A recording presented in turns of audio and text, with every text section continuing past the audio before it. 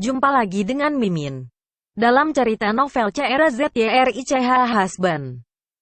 Sebelum Mimin lanjutkan ceritanya, subscribe dulu channel ini. Bab 27.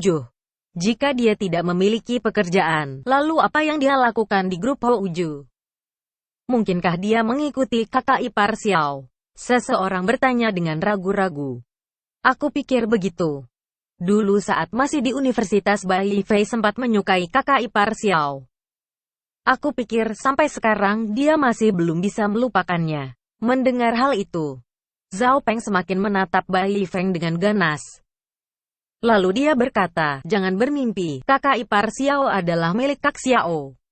Lalu Xiao Rongtao dengan bangga berkata, Yuan sekarang adalah pacarku, kamu lebih baik membunuh perasaanmu untuknya. Lalu He Yuan berkata, Bai Fei, sekarang aku sudah bersama Kak Xiao, jadi sebaiknya kamu melupakanku. Bai Fei sama sekali tidak mengatakan apapun. Walaupun dulu dia benar-benar menganggap He Yuan sebagai dewi di hatinya, tapi itu kan di masa lalu. He Yuan sekarang, Li Sui bahkan bisa menandinginya dengan mudah. Kalian salah paham, aku. Bai Fei mencoba menjelaskan. Xiao Rongtao tertawa keras, apanya yang salah paham? Mungkinkah kamu sekarang sudah memiliki pacar? Lihat dirimu, kamu bahkan tidak memiliki uang dan juga penampilan menawan, siapa yang mau menjadi pacarmu? Zhao Peng dengan senyum aneh berkata, bukankah begitu? Wanita mana yang akan melihat Bai Fei? Orang semacam ini, Bai Fei melihat hal itu Wang Lo hanya bisa menghela nafas. Lalu dengan suara rendah dia berkata pada Bai Fei berkata, jangan pedulikan mereka, anggap saja ucapan mereka itu kentut. Bai Fei mengangguk, dia juga tidak akan memikirkan orang-orang ini. Tapi situasi sekarang bukanlah situasi yang dia inginkan. Bai Fei, kamu mendengarnya atau tidak? Jika kamu masih memiliki pemikiran yang tidak tentang Yuan, maka jangan salahkan aku karena tidak mengingat kita pernah menjadi teman sekelas. Jika itu sampai terjadi aku akan langsung memerintahkan orang untuk memukulimu, kata Xiao Rongtao dengan sengit. He Yuan memandang Bai Fei dengan sombong. Yang lainnya menatapnya dengan hina dan seolah menikmati pertunjukan itu. Hingga tiba-tiba terdengar sebuah suara dari luar. Ini tempatnya. Semua orang terkejut dan satu demi satu orang mulai berdiri. Mereka membuka pintu ruangan itu dan segera keluar untuk melihat apa yang terjadi. Wang Lo dan Bai Fei juga ikut keluar. Di luar orang-orang sudah berkerumun, terdengar suara pecahan gelas dan bantingan meja, dan suara-suara keributan. Menurut orang-orang, ada yang sedang mencari seseorang, karena tidak menemukannya mereka langsung ingin pergi. Tapi saat mereka baru saja berjalan, ada orang yang dengan sengaja menabrak mereka, dan mulailah terjadi pertengkaran. Barang-barang di sekeliling mereka dibanting ke lantai. Tidak lama kemudian, begitu urusan di sana selesai, keluarlah Dao Balian. Dia tersenyum sambil meminta maaf, lalu berkata, aku benar-benar minta maaf, Liu Mo meminta maaf pada kalian. Liu Mo, Kak Dao. Mereka bukan orang yang ada dalam pikiranku kan? Aplikasi memiliki memori lemah. Itu benar-benar orang yang kamu pikirkan.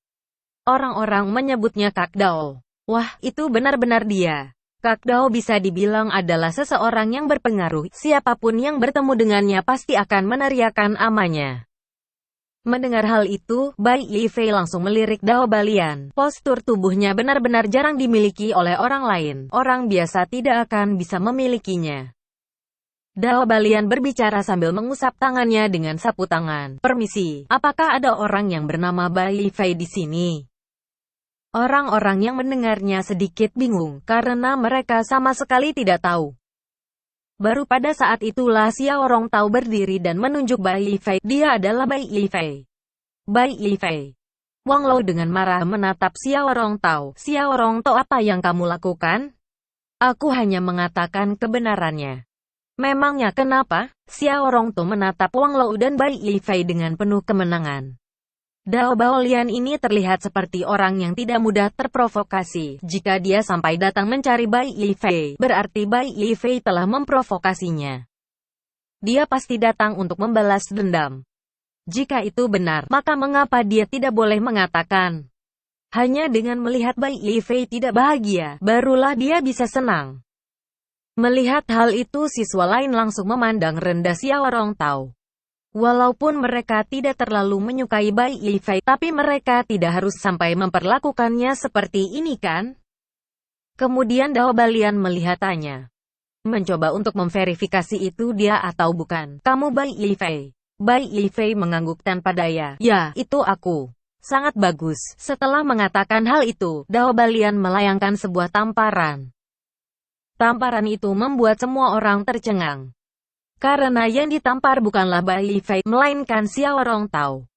Kakak Dao, mengapa kamu memukulku? Dialah Bai Yifei, kata Xiao Rongtao dengan wajah terkejut sambil menutupi wajahnya.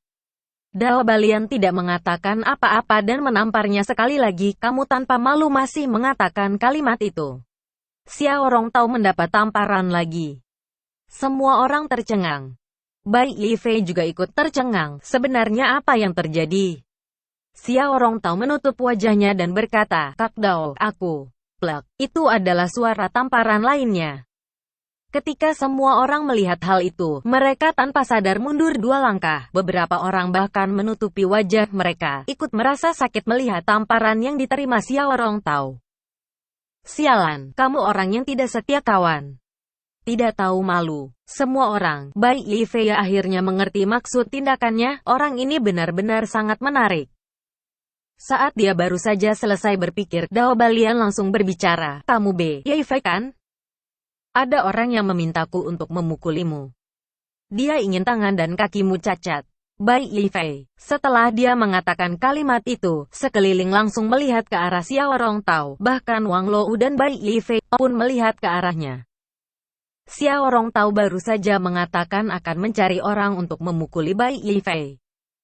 Xiao Rongtao, apakah kamu orang itu? Tanya Bai Yifei. Sebelum Xiao Rongtao berbicara, Dao Balian sudah bicara duluan. Bukan dia, tapi jika di masa depan dia ingin mencariku, boleh juga. Dia baru saja memukul Xiao Rongtao, tapi masih ingin berbicara tentang bisnis dengannya di masa depan. Melihat ekspresi terkejut orang-orang, Dao Balian langsung menjelaskan, aku memukulmu dan melakukan bisnis denganmu, itu adalah 2 hal yang berbeda. Semua orang benar-benar masuk akal. Dao Balian lalu melihat ke arah Bai Yifei. Kemari, mau dimulai dari tangan atau kaki dulu? Bai Yifei dengan tenang menjawab, yang manapun tidak mau. Oh, keberanianmu besar juga. Tapi tidak peduli seberapa besarnya keberanianmu, hasilnya tetap akan sama. Kalau begitu aku akan menggantikanmu memilih, kita mulai dari kaki lebih dulu. Dao Balian menumpukan tangannya di dada. Ekspresi wajahnya sangat kejam. Meskipun ekspresi Bai Yifei terlihat sangat tenang, tapi sebenarnya itu pura-pura saja. Sampai sebesar ini, dia belum pernah menemui situasi seperti ini, ditambah lagi yang dihadapinya adalah sekelompok orang. Bisakah kamu memberitahu siapa orang yang membayarmu untuk memukuliku? Tanya Bai Yifei. Itu adalah peraturan bisnis ini, aku tidak bisa mengatakannya. Kamu lebih baik tunggu tangan dan kakimu cacat saja, kata Dao Balian. Mendengar hal itu Bai Yifei hanya mengedipkan matanya. Lalu berkata, tidak peduli berapa yang dibayar pihak lain. Aku akan membayarmu 2 kali lipat, sebagai gantinya kamu harus memukulnya balik. Sebelum Dao Balian mengucapkan sepatah kata pun, Xiao Rongtao langsung tertawa dan berkata, hahaha. Bai Yifei, apakah kamu memiliki uang? Mau bayar 2 kali lipat? Benar-benar konyol. Orang-orang di sekelilingnya menatapnya dengan hina. Semua orang yang mengenalnya pasti tahu, Bai Yifei sama sekali tidak memiliki uang. Dia sangat miskin. Jadi bagaimana mungkin dia bisa membayar 2 kali lipat? Dao Balian menatap tajam Xiao Rongtao. Kemudian berkata, maaf. Kami masih menginginkan reputasi kami. Bai Yifei menatap Dao Balian. Apakah tidak ada ruang untuk negosiasi? Tidak ada. Dao Balian tidak ingin membuang-buang waktu lagi. Jangan banyak bicara. Cepat. Melihat hal itu, Bai Yifei lalu menghela nafas tidak berdaya. Dia merentangkan tangannya dan berkata, maka tidak ada cara lain. Dao Balian pikir dia sudah menyerah, jadi dia melambaikan tangannya mengisyaratkan agar saudara-saudaranya memegangi Bai Yifei. Ketika salah satu saudara Dao Balian akan menangkap Bai Yifei, pergelangan tangannya tiba-tiba digenggam oleh seseorang, kemudian terdengar bunyi kesakitan. Lalu terdengar bunyi tendangan, saudara itu ditendang hingga jatuh ke lantai.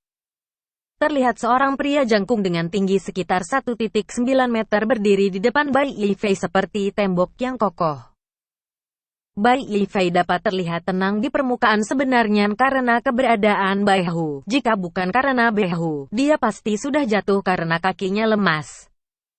Dao Balian menatap orang yang sudah menjatuhkan saudaranya, lalu berkata, "Siapakah nama saudara ini?" "Bai Hu." Bai Hu dengan dingin mengatakan dua kalimat itu. Dao Balian sedikit ragu. Dia sama sekali tidak pernah mendengar nama Bai Hu itu di sini, tapi aura orang ini, dengan sekali lihat saja orang bisa langsung tahu, jika dia adalah orang yang sudah biasa bertarung. Bersambung.